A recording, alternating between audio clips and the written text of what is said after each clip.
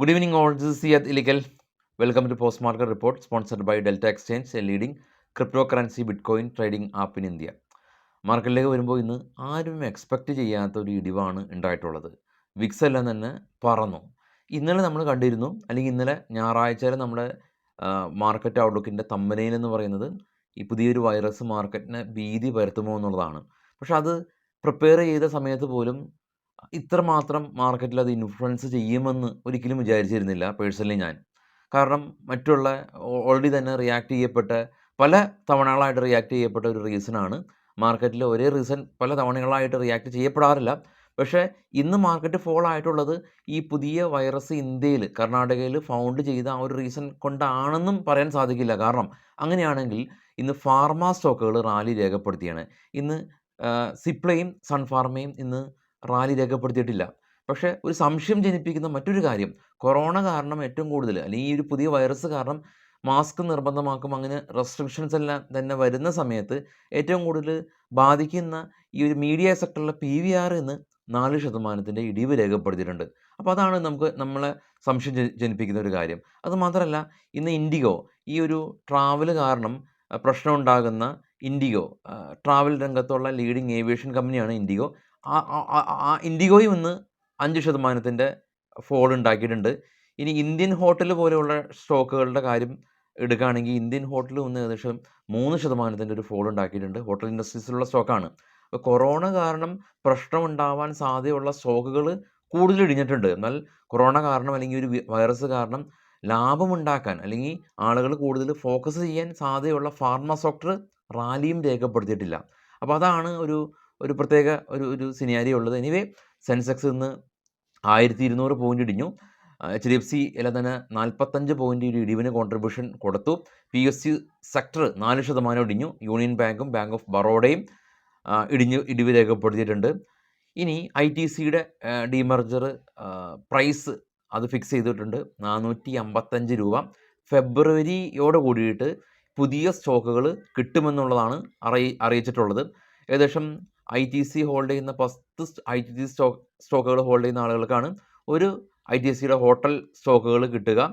Anyway, ചൈനയും ഇന്ത്യയും ഒരേ സമയം തന്നെ പറഞ്ഞിരിക്കുന്നത് ഈ ഒരു പുതിയ വൈറസ് കൊണ്ട് വറി ചെയ്യേണ്ട കാര്യമില്ല എന്ന് ഓൾറെഡി തന്നെ ചൈനയും പറഞ്ഞു, ഇന്ത്യയും പറഞ്ഞിട്ടുണ്ട്. പക്ഷേ മാർക്കറ്റിൽ ഒരു പാനിക് സെല്ലിംഗ് ആവണം. ഇനി ഇതല്ല മറ്റുള്ള റീസൺസ് ഉണ്ടോ എന്ന് നമുക്കറിയില്ല. ഇതുവരെ മറ്റുള്ള റീസൺസ് ഒന്നും തന്നെ നമുക്ക് ഐഡൻറ്റിഫൈ ചെയ്യാൻ പറ്റിയിട്ടില്ല. കാരണം US മാർക്കറ്റോ അല്ലെങ്കിൽ യൂറോപ്യൻ മാർക്കറ്റോ ഒന്നും തന്നെ ഇന്ത്യൻ മാർക്കറ്റ് പോലെ തന്നെ അത്ര ഗംഭീരമായിട്ടുള്ള ഇടിവൊന്നും തന്നെ രേഖപ്പെടുത്തിയിട്ടില്ല.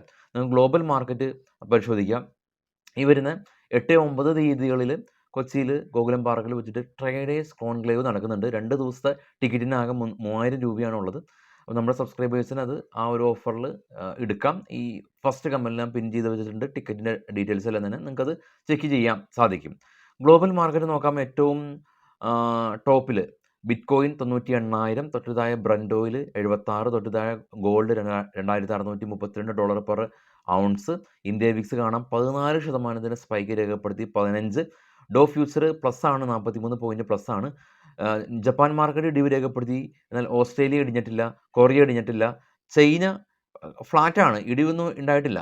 FTSE UK മാർക്കറ്റ് ഇടിവാണ്. എന്നാൽ ഫ്രാൻസും ജർമ്മൻ മാർക്കറ്റും ഇടിവൊന്നും ഉണ്ടായിട്ടില്ല. അതിനർത്ഥം യൂറോപ്യൻ മാർക്കറ്റിലോ US മാർക്കറ്റിലോ ഈവൻ ഏഷ്യൻ മാർക്കറ്റിലെ ജപ്പാൻ ഒഴികെയുള്ള മറ്റുള്ള മാർക്കറ്റിലൊന്നും തന്നെ പ്രശ്നങ്ങളും ഉണ്ടായിട്ടില്ല. അപ്പോൾ ഇതാണ് റീസൺ എങ്കിൽ അറ്റ്ലീസ്റ്റ് മറ്റുള്ള മാർക്കറ്റ് ഇടിയേണ്ടതായിട്ടുണ്ട്. പക്ഷെ ഒന്നും അങ്ങനെയുള്ള ഇടിവൊന്നും കണ്ടില്ല. എനിവേ, നിഫ്റ്റിയിൽ നിന്ന് Apollo hospital 1.5%, Tata consumer product 0.5%, ടൈറ്റാനും HCL ടെക്കും റാലി രേഖപ്പെടുത്തിയിട്ടുണ്ട്. ശക്തമായ ഇടിവ് രേഖപ്പെടുത്തിയത് ടാറ്റ സ്റ്റീലാണ്, 4% ഇടിഞ്ഞ്. ട്രെൻഡും 4% ഇടിഞ്ഞു. BPCയിൽ 4%, കോൾ ഇന്ത്യ 4%, NTPC 4% ഇടിവ്. നിഫ്റ്റിയുടെ ചാർട്ട് കാണാം. ഓപ്പണിംഗ് റേഞ്ചിൽ നിന്ന് ഏകദേശം 543 പോയിൻറ്റ് ശക്തമായിട്ടുള്ള ഇടിവാണ്. ഒന്ന് റിക്കവറിക്ക് വേണ്ടി ശ്രമിച്ചിട്ടുണ്ടായിരുന്നു. വീണ്ടും അവിടെ ഒരു റിവേഴ്സ് ഹാമർ ക്യാൻഡിലെല്ലാം തന്നെ ഫോം ആയത് കാണാം.